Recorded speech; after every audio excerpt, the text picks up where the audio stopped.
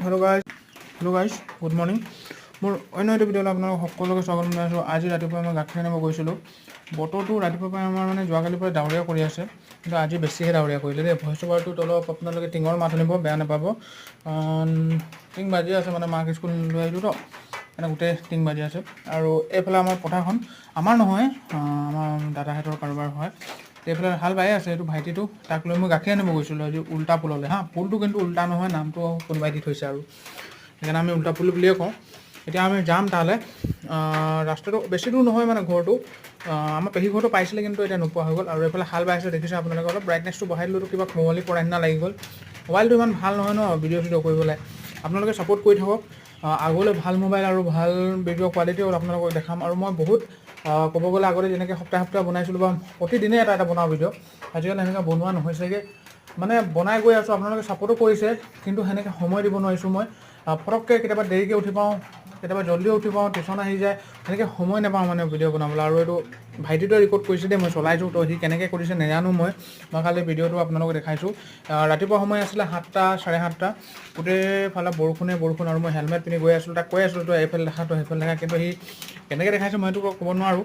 তো আপোনালোকক ক'ব পাৰোঁ যে ভিডিঅ'টো আপোনালোকে কেনেকুৱা পাইছে ক'ব। এই ৰাস্তাটোত আপোনালোকে কিছুমানে বহুতবাৰ আহিছে, ড্ৰোন শ্বটো বহুতে দেখিছে। আজাৰ ফুল ফুলে যেতিয়া বহুত ধুনীয়া লাগে এই ৰাস্তাটো। আৰু ক'ব গ'লে ৰাস্তাটো চিধা, মানে ক'ব গ'লে একদম চিধা। আপোনালোকৰ আনন্দবাগৰ পৰা পাণবাৰীলৈকে একদম চিধা আছে ৰাস্তাটো। তো এইটো দেখিছে আপোনালোকে। এইটো উল্টা পুল পালোহি, এইটো কালী মন্দিৰ হয়। এইফালে শিৱ মন্দিৰ আছে, এই বাওঁ চাইডে কালী মন্দিৰ এটা আছে। আৰু বৰষুণটো বহুত দি আছিলে, তো সি ভালকৈ ৰেকৰ্ড কৰিব নাজানে মানে ভিডিঅ'। মোৰ লগত চাইছে, আপোনালোকে দেখিছে। এইফালে আমাৰ ৰাইটাং সোমাই এই ৰাস্তাটো চিধা গ'লে। আৰু এইফালে আমাৰ এই মাজতে ক'ৰবাত আমাৰ পেহী ঘৰ আছে এটা, তো বাইকত এইটো পাৰ হোৱা নাই। এই ৰাস্তাটো গদৰ নিচিনা দেখি পালে ন, তাত সোমালে আমাৰ পেহী ঘৰটো পাব আপোনালোকে।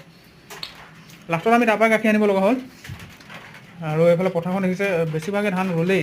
আৰু এইফালে চব একদম পানী একদম পথাৰ। মানে এইকেইদিনহে বৰষুণ দিছে, সেই আগতে দিয়াই নাছিলে বৰষুণ। তো এইখিনি আমি গৈ আছিলোঁ ৰাস্তাত। সি কেনেকৈ কৰিছে চাই লওক আৰু আপোনালোকে। ভিডিঅ' ছাপোৰ্ট কৰিব সকলোৱে। আমি পামগৈ এতিয়া, য'ৰ পৰা আনিম বুলি কৈছিলোঁ তাততো নাপালোঁ, আমাৰ পেহী ঘৰতে পালোঁ লাষ্টত গৈ। পেহী ঘৰত নিখিয়াই বুলি কৈছিলে এজনে, সেইকাৰণে আৰু স্পীড কৰা হ'ল। মই বহুত স্পীড চলাইছিলোঁ বাইকখন, কেলেকি বৰষুণটো মানে চকুত পৰিছিলে। এতিয়া তেনেকৈ ৰখিম যে গছৰ তলত, এনেকৈ ভাবিছিলোঁ। আৰু এইফালে হাল চাল বাই থৈছে, কঠীয়া চঠীয়া দি থৈছে, ধান ৰুবই এইকেইদিনতে।